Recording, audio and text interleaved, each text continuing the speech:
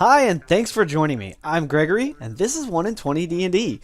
Today we're doing another 4 points for players to level up. Now, today's point number 1 is fairly simple. You might even think it seems silly. However, I thought it was really worth taking a moment to investigate because I've seen experienced players making mistakes and goofing this all up all the time. So, point number 1, know your dice. I'm going to start, of course, with the smallest die, which is number 4, D4, which you can see right in that image there. Now, in the typical type of dice that you might get from a game store, you will find 2 different styles, okay? There's this one here, which the number shows at the top. The 4 there's at the top of the pyramid. And there's this one here, where the number is at the bottom of the pyramid. They do have just basically a pyramid shape, so that's a D4, real simple to read. Again, sometimes they're at the top of the die, sometimes at their bottom, but either way, they're very easy to read. The next die is actually the most common die used in any board game across the planet, all over the world. We use D6s for everything, okay? So in Dungeons and Dragons, we call them a D6. And of course, it's just your basic cube.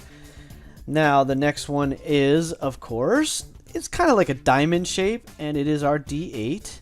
Now, obviously, you can always just look for the highest number on the die. However, I thought a quick review of the shape and style of the die might help. Also, I want to explain a few little details, like with the D4 having the numbers on the tops and the bottoms. Now this is a D10, okay? The 0 represents 10. And this is also a D10, but you'll notice that it's got 2 digits on it, okay? So these are useful if you're rolling what we call a D100. So if you're rolling a D100 and you roll, let's say, a 6, 0, that would be 60, and then 66, or 68, or just 60, okay? So 600 is just 60.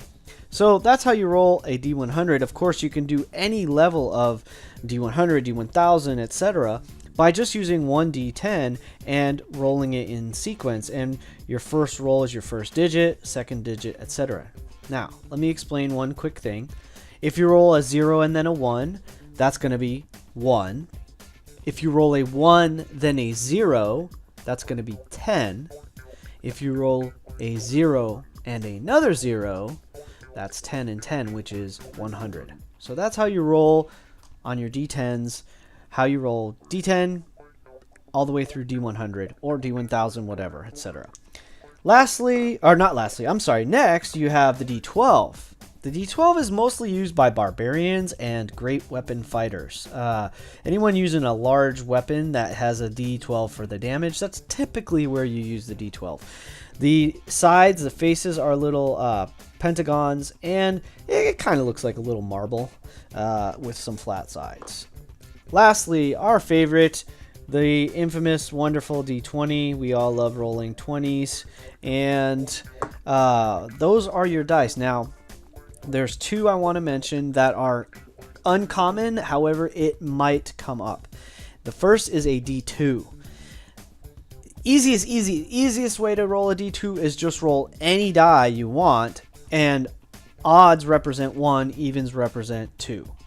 Now, that's kind of not the typical way to roll a D2. The typical way to roll a D2, if you have to do it, is you roll a D4, and a 1 and a 2 are a 1, and a 3 and a 4 are a 2. So you just roll a D4, divide by 2, and round it off.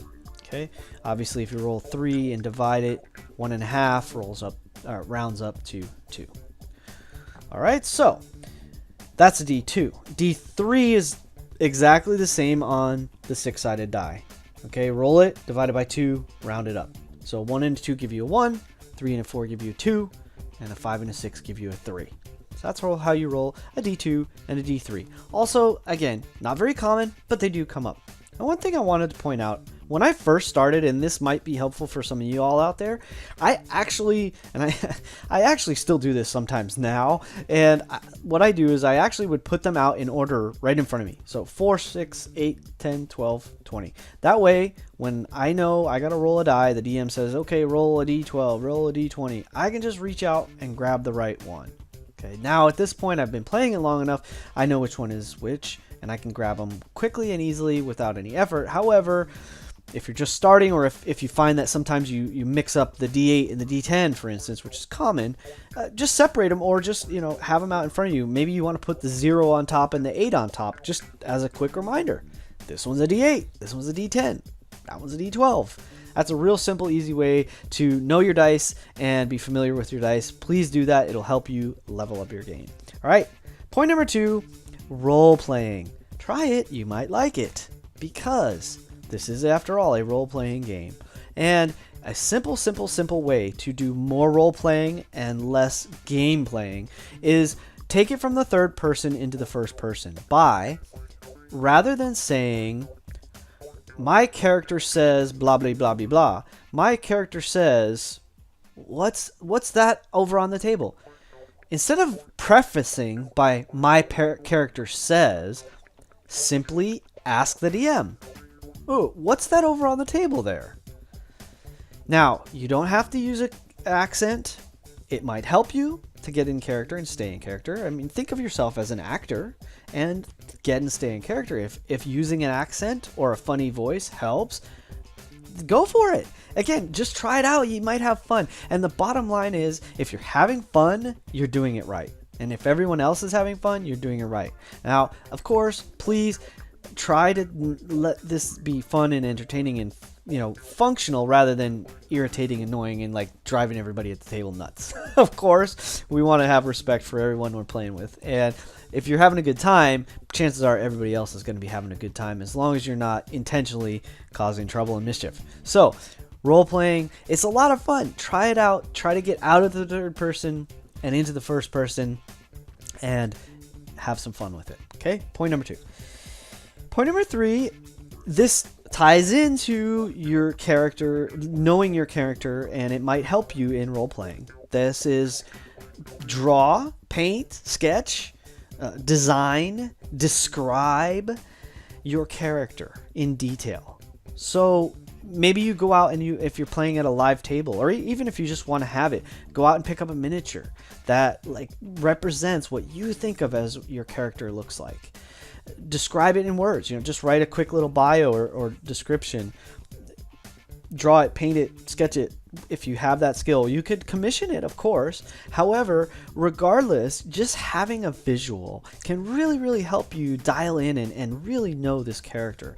It adds a little bit of flavor to your game and to your character. The simple thing would be just, what does this person look like? What's their appearance? Are they scruffy and unshaven like I am? Are they clean cut? Do they have long flowing hair? Do they wear short cropped, maybe even buzzed or shaved head? Do they braid their hair? Do they have it in some kind of interesting cultural display or something like that? What colors do they wear?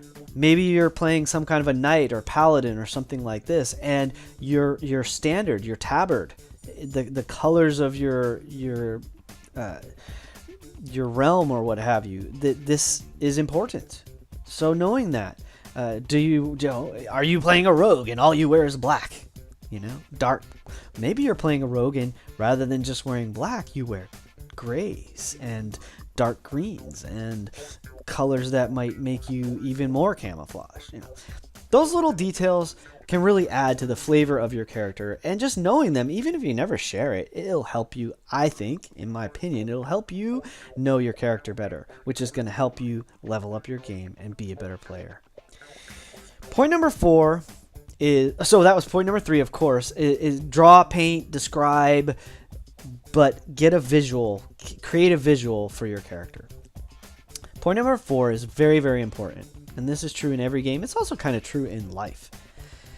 Point 4, pay attention.